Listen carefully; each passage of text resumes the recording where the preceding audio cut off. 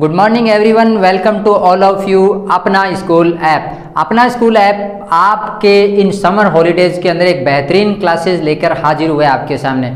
हम शुरू करने जा रहे हैं आपके सामने बेसिक इंग्लिश ग्रामर के कंसेप्ट। तो बेसिक इंग्लिश ग्रामर के कंसेप्ट को सीखने से पहले मैं आपको छोटी सी जानकारी दे देता हूं कि अपना स्कूल ऐप आपके समर वेकेशन के अंदर समर हॉलीडेज को बेनिफिशियल डेज के रूप में बदलने के लिए बहुत ही बेहतरीन एक कोर्स लेके आया है, वो भी बिल्कुल फ्री ऑफ कॉस्ट। तो आप जुड़े रहिए इस कोर्स के साथ में और देखते रहिए वीडियो और साथ साथ में बढ़ाते रहिए अपना नॉलेज। चलिए बढ़ते हैं अपन अपनी आज की क्लास की ओर। चलिए तो टॉपिक शुरू हो रहा है हमारे पास में टेंस। और टेंस अपने आप में हमारे जीवन की एक बहुत बड़ी जंजाल बन चुकी है, बहुत बड़ा एक टेंशन बन चुका है। लेकिन आज के टॉपिक के अंदर हम देखेंगे कि इस जंजाल को, इस टेंशन को कैसे ख़त्म किया जा सकता है, पूरी तरह से कैसे रिमूव किया जा सकता है। आज हम ऐसा एक सर्फ एक्सेल यूज़ करने वाले हैं जिससे सारे के सारे दाग धुल जाएंगे, पूरा टॉपिक एकदम ऑल क्लियर हो जाएगा। क्योंकि टॉपिक के अंदर हम सिर्फ कंसेप्ट पढ़ेंगे और वो भी शॉर्ट ट्रिक के साथ में। तो आज मैं जनरल बात करूंगा कि टॉपिक के अंदर टेंस होते कितने हैं, टेंस का कंसेप्ट क्या है, टेंस के टोटल ऑल ओवर जो अपने आप में सब टाइटल जो दिए हुए हैं वो कितने हैं, कितनी हेल्पिंग वर्ब है, उसके बारे में जनरली बात कर लेते हैं। तो सबसे पहले बात आती है हमारे पास में टेंस। टेंस का हिंदी मीनिंग होता है काल, और काल को हम अगर प्रॉपर हिंदी के अंदर जाएं तो हमें देखने को मिलता है कि प्रॉपर हिंदी के अंदर देखने को मिलेगा, इसका मीनिंग निकल के आता है अपने आप में समय। और समय का मीनिंग अगर घूम फिर के देखें तो टाइम आ जाता है। लेकिन टाइम और टेंस दोनों अपने आप में अलग अलग टॉपिक हैं, अलग अलग चीज़ें डिनोट करते हैं। इस चीज़ का हमें ध्यान देना है। तो सबसे पहले की स्लाइड के अंदर जैसा कि लगा हुआ आया हुआ है मेरे पास में कि there are 3 kinds of tense, यानी 3 तरह के टेंस होते हैं, 3 प्रकार होते हैं टेंस के। कौन कौन से हैं? First is the present tense, second is the past tense and third is the future tense. देखिए तीनों टेंस को पढ़ते समय हो सकता है कि आपकी बुक के अंदर कहीं कहीं किसी टेंस को किसी क्रम में दिया हुआ होगा। हमने यहाँ पर जो टॉपिक में लिखा हुआ है वो पहले प्रेजेंट टेंस दे रखा है। हो सकता है कि आप जब भी पढ़ते हैं तो पहले पास्ट को पढ़ते होंगे, बीच में प्रेजेंट को पढ़ते होंगे, आफ्टर देन फ्यूचर को पढ़ते होंगे।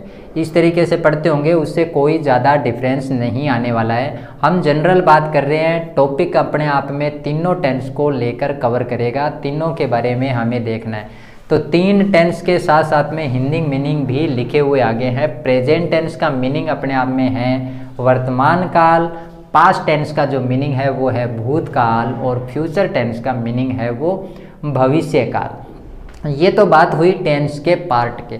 अब पार्ट के अंदर भी पार्ट दिए हुए हैं, छोटे छोटे और डिवीज़न दिए हुए हैं। जैसे कि हम हमारे परिवार के, हमारे घर के अंदर अगर बात करें, जैसे हमारे घर के अंदर मान लो सीनियर जो सबसे बड़े व्यक्ति हैं वो अपने आप में हमारे ग्रैंडफादर है, यानी कि दादाजी है। तो दादाजी के बाद में हुए हमारे पापा जी, और पापा जी के बाद में आए हम। तो इस तरीके से कैटेगरी अपने आप में डिवीज़न में डिवाइड होती गई।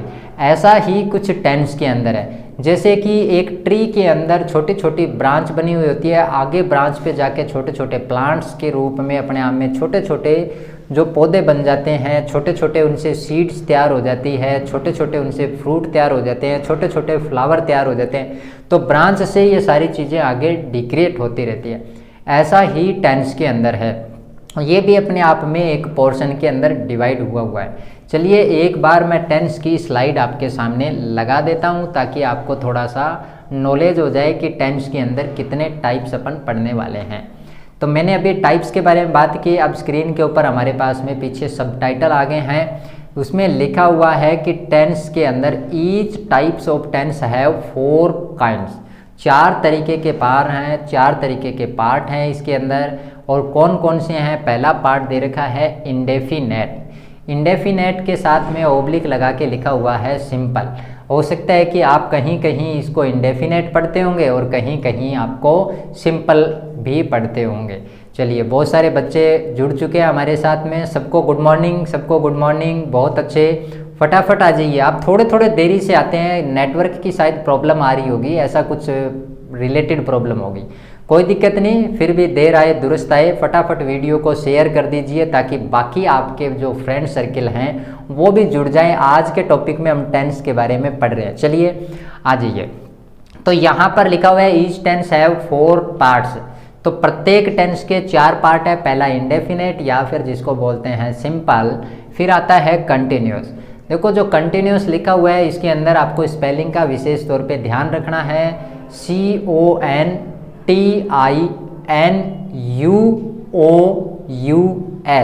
ऐसी स्पेलिंग है। हम बहुत बार कंटिन्यू की स्पेलिंग के अंदर मिस्टेक कर देते हैं, आपको स्पेलिंग का भी ध्यान रखना है। फिर आ जाता है परफेक्ट और इसके बाद में आ जाता है परफेक्ट कंटिन्यूस। आगे सबके आगे टेंस लिखा हुआ है। आपको एक बात का और ध्यान देना है कि जैसे जैसे मैंने पढ़ा कि इंडेफिनेट या फिर सिंपल टेंस, कंटिन्यूस टेंस, फिर परफेक्ट टेंस और फिर परफेक्ट कंटिन्यूस टेंस, इसका मतलब ईच टेंस बोला है। अब मेरे को बताइए आप कि अगर मुझे प्रेजेंट का पोर्शन पढ़ना हो, पास्ट का पोर्शन करना हो और अपने आप में फ्यूचर का पोर्शन करना हो तो किस तरीके से इसको डिवाइड करेंगे। अपने घर के अंदर आपने देखा होगा कई बार क्या होता है कि सेम नाम के भी कैंडिडेट होते हैं। जैसे मान लो चंद्रपाल मामा जी हैं। अब चंद्रपाल जी मामा जी हैं, छोटे वाले भी हैं, बड़े वाले भी हैं। तो अपन को क्या करना पड़ता है, सेम नाम होने की वजह से अपन बोलते हैं बड़े वाले मामा जी को बुला के लेके आओ, नहीं छोटे वाले को बुला के लेके आओ, नहीं चंद्रपाल मामा जी को बुला के लेके आओ। कई बार अपने चाचा का नाम सेम हो जाता है, कई बार क्लास में नाम भी सेम हो जाते हैं। ठीक इसी तरीके से ये सारे के सारे नेम तो सेम हैं अपने आप में, इंडेफिनेट, कंटिन्यूस, परफेक्ट और परफेक्ट कंटिन्यूस। बट जैसे इनके नाम के आगे अपन ने लगाए बड़े वाले को या छोटे वाले को या चंद्रपाल को, ऐसा अपन ने नाम बोला तो इट मीन्स हमें टेंस के भी नाम बोल देने हैं। तो अब आगे देखो, जैसे मैं प्रेजेंट के साथ में पढ़ूंगा तो कुछ इस तरीके से पढ़ लूँगा इनको, प्रेजेंट इंडेफिनेट या फिर प्रेजेंट सिंपल टेंस। फिर हम पढ़ लेंगे इसको प्रेजेंट कंटिन्यूस टेंस और फिर पढ़ लेंगे प्रेजेंट परफेक्ट टेंस और फिर पढ़ लेंगे present perfect continuous tense. Next portion आ जाता है पास्ट के साथ में, तो इसको पढ़ लेंगे पास्ट सिंपल टेंस या फिर पास्ट इंडेफिनेट टेंस और फिर आ जाता है पास्ट कंटिन्यूस टेंस और फिर आ जाता है पास्ट परफेक्ट टेंस और फिर आ जाता है पास्ट परफेक्ट कंटिन्यूस टेंस। ऐसा ही इसके बाद में नेक्स्ट स्लाइड के ऊपर हमारे पास में आ जाता है फ्यूचर के पार्ट। आप ध्यान दीजिए, मैं प्रत्येक टेंस के साथ में, ईच टेंस के साथ में मैं टोटल जो पार्ट है वो 4 पार्ट बोल रहा हूँ। पहला इंडेफिनेट को, फिर सेकंड कंटिन्यूस को और फिर परफेक्ट को और फिर परफेक्ट कंटिन्यूस को। इस तरीके से ये जो पोर्शन है मैं बोल रहा हूँ। अभी ये फ्यूचर की स्लाइड चल रही है, तो फ्यूचर के अंदर हमारे पास में लिखा हुआ आ रहा है कि फ्यूचर इंडेफिनेट है, फ्यूचर कंटिन्यूस है, फ्यूचर परफेक्ट है और फ्यूचर परफेक्ट कंटिन्यूस है। तो इस तरीके से मतलब कुल मिला के प्रेजेंट के अंदर टोटल हुए 4, ऐसे ही पास्ट के अंदर अगेन से 4 और फ्यूचर के अंदर अभी अभी हमने देखा टोटल अगेन से 4। मीन्स मेरे पास में टेंस कितने थे, 3। टोटल पार्ट को अगर ऐड करें 4 + 4 + 4 तो टोटल कितने हो जाते हैं, ये हो जाते हैं 12। यानी पूरे टेंस के अंदर हमें कितने टेंस पढ़ने पड़ेंगे, 12 पार्ट पढ़ने पड़ेंगे टेंस के अंदर। तो ये तो थी एक जनरल इन्फॉर्मेशन टेंस के बारे में। मेरे को लगता है इतनी बात तो आपके समझ में आ ही गई होगी कि जब टेंस के बारे में बात करेंगे तो टेंस होते हैं 3 काइंड्स के और 3 काइंड्स में ईच टेंस है 4 पार्ट, चारों पार्ट इसके अंदर ऐड किए हुए हैं। तो इसका मतलब वहाँ पर चारों पार्ट बोलेंगे तो एक साथ में बोलेंगे। एक बार मैं सारे के सारे 12 के 12 टेंस के नाम आपके सामने रिपीट कर देता हूँ, आप दोबारा चेक कर लीजिएगा। अपने कॉपी पेन के लेके आप नोट कर लीजिए, आपको याद है तो खुद से रिमाइंड कर लीजिए। आई होप सो आप इतना टाइम हो गया है लगातार पढ़ते हुए, मुझे लगता है इतनी चीज़ें तो आपको अच्छे से आ ही गई होगी। चलिए एक बार रिवाइज कर रहा हूँ मैं इसको और आप देख लीजिए कि किस तरीके से इसको अपन को देखना है और कैसे इसको रीड आउट करना है। तो फर्स्ट पोर्शन के अंदर मेरे को दे रखा है प्रेजेंट इंडेफिनेट, फिर प्रेजेंट कंटिन्यूस, फिर प्रेजेंट परफेक्ट, फिर प्रेजेंट परफेक्ट कंटिन्यूस और फिर आ जाता है पास्ट इंडेफिनेट, फिर पास्ट कंटिन्यूस, फिर past perfect and after then past perfect continuous. Next slide में future indefinite and future continuous, future perfect and future perfect continuous. So easy, बहुत ज़्यादा ईजी था हमारे पास में, मतलब मोर देन अपन 1 मिनट भी अपने पास में कंज्यूम नहीं हो रही थी, जिसके अंदर हमने टोटल पार्ट 12 के 12 क्या कर लिए हैं, रिपीट कर लिए हैं। और इस रिपीट के साथ में हमारे टेंस के जो कंसेप्ट थे वो भी क्लियर हो गए हैं। अब इसके आगे का जो पोर्शन हमें देखना है वो हम देख लेते हैं कि उसके अंदर क्या क्या चीज़ें ऐड की गई है। इन सारी की सारी चीज़ों के साथ में हमारे पास में जो एडिंग पोर्शन दिया हुआ है वो टेंस के अंदर परफॉर्मेंस दी हुई है हेल्पिंग वर्ब की।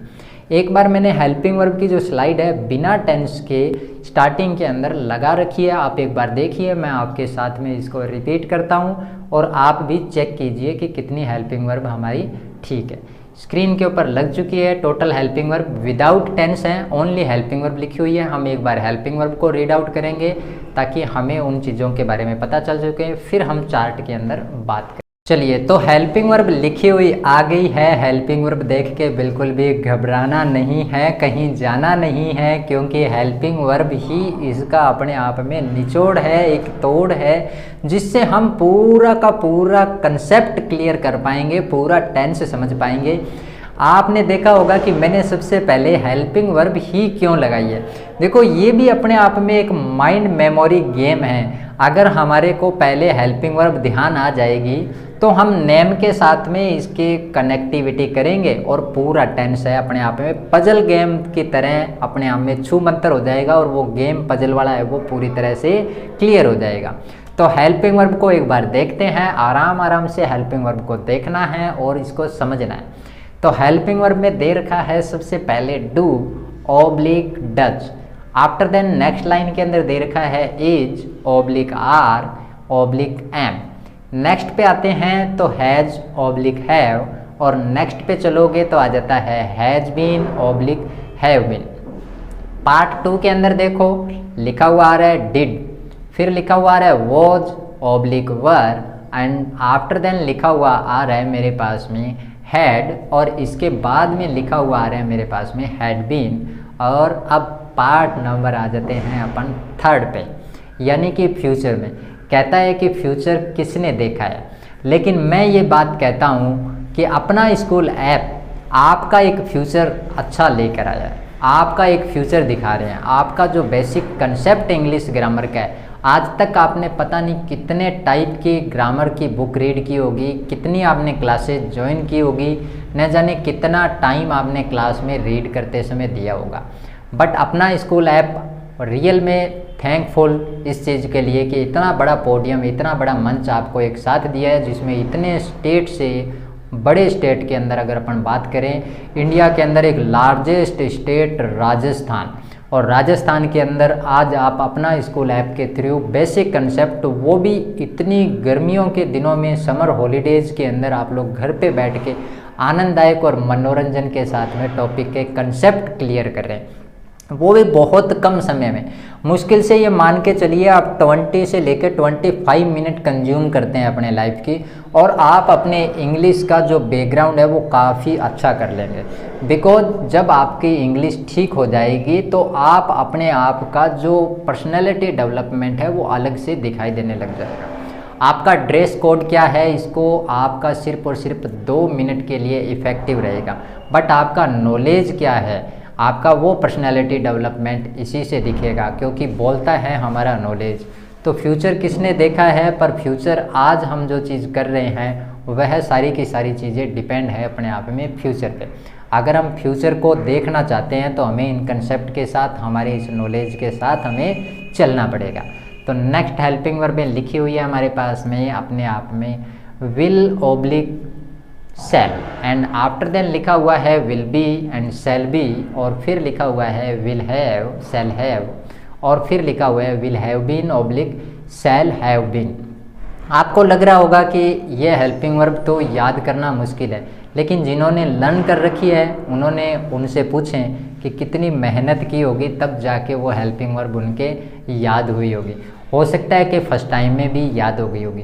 देखो, मैं एक बार रिपीट करता हूँ सारी की सारी हेल्पिंग वर्ब एक साथ में, और आप उन हेल्पिंग वर्ब को बोल के देखना अपने माइंड के अंदर साथ साथ में, और स्पीड को मेंटेन करके चलना है ताकि हेल्पिंग वर्ब को अपन अच्छे से कर सकें।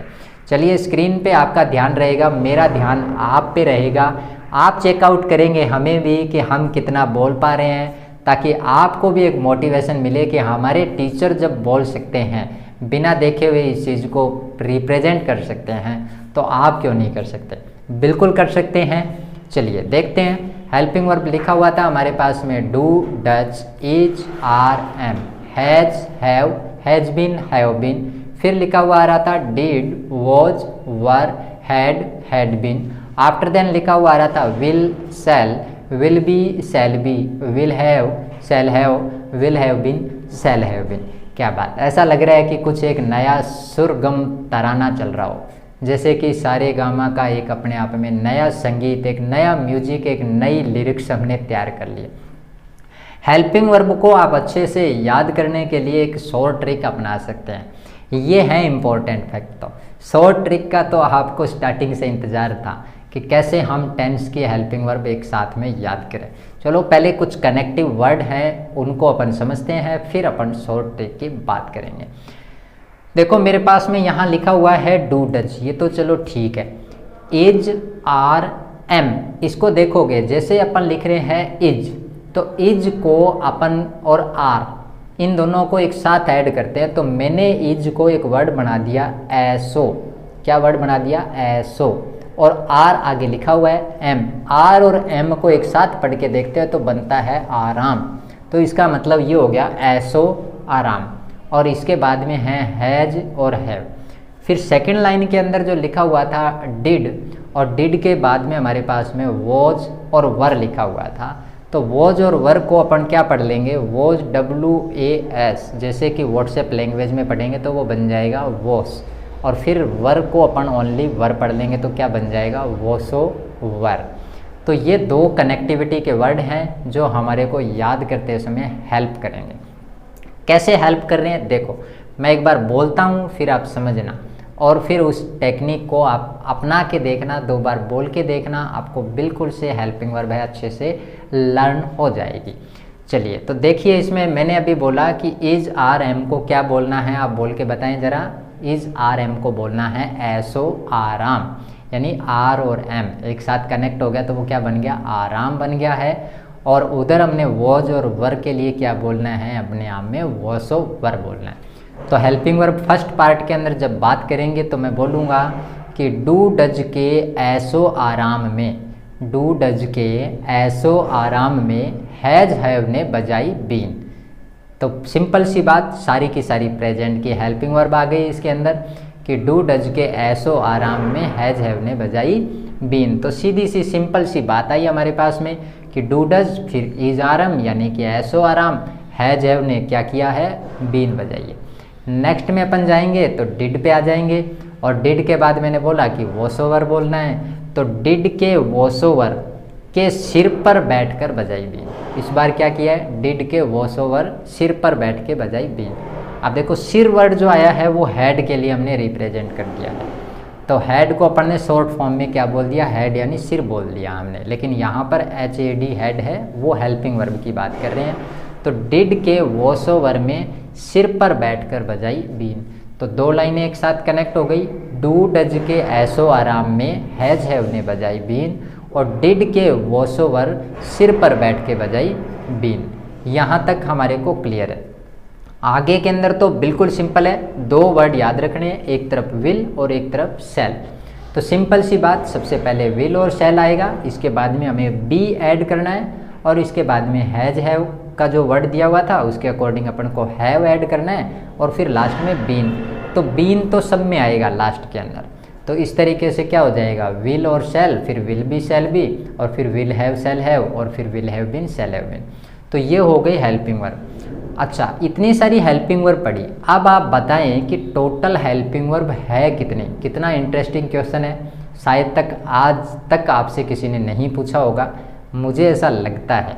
आप एक बार काउंट करके देखिए, और काउंट करके देखने पे आपको टोटल, जब टेंस की बात कर रहे हैं तो टोटल टेंस तो कितने पढ़ लिए हमने?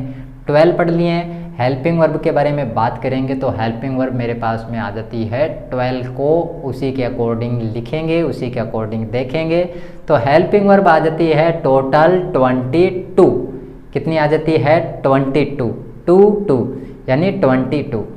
तो आप ध्यान रखेंगे हेल्पिंग वर्ब कितनी है? 22, और टेंस टोटल कितने हैं? 12 है। टेंस के पार्ट कितने हैं? 3 हैं।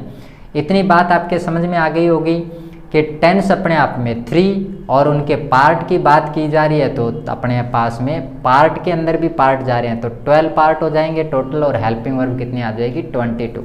आप एक बार हेल्पिंग वर्ब को काउंट करके देखेंगे, आपको बिल्कुल फिक्स हो जाएगा, आपको पता चल जाएगा। नेक्स्ट टाइम से आपको ध्यान रखना है कि जब भी टेंस पढ़ेंगे तो टेंस के अंदर टोटल हेल्पिंग वर्ब कितनी पढ़नी पड़ती है, हमें 22 हेल्पिंग वर्ब पढ़नी पड़ती है। देखो टॉपिक अपने आप में छोटा सा लग रहा था, लेकिन हमने इतनी सारी चीज़ें पढ़ ली एक साथ में कि सारे के सारे कंसेप्ट एक साथ याद हो गए हैं, सारा का सारा हमें लर्न हो गया है और पता भी चल गया।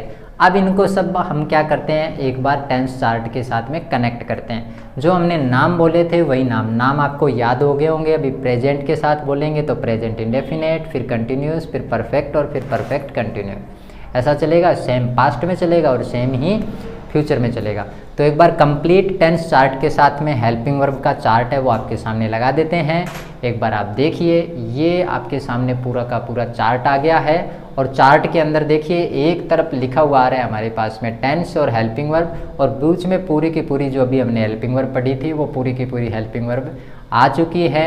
आप इनको अच्छे से पढ़ेंगे, देखेंगे तो आपको पता चल जाएगा।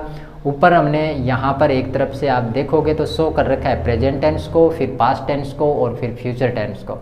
एक तरफ में जब अपन देखते हैं हॉरिजेंटली तो हमारे पास में यहाँ लिखा हुआ है इंडेफिनेट यानी कि सिंपल, फिर लिखा हुआ है कंटिन्यूस और फिर लिखा हुआ है परफेक्ट और फिर लिखा हुआ है परफेक्ट कंटिन्यू। बस कुछ नहीं किया है, ऊपर प्रेजेंट पास्ट को ऐड किया है और इधर अपन ने चारों पार्ट ऐड किए हैं और बीच के हेल्पिंग वर्ब अभी हमने देख ही लिए। तो आई होप सो आपको हेल्पिंग वर्ब का सिस्टम है वो समझ में आ गया होगा, टेंस का भी सिस्टम है वो समझ में आ गया होगा।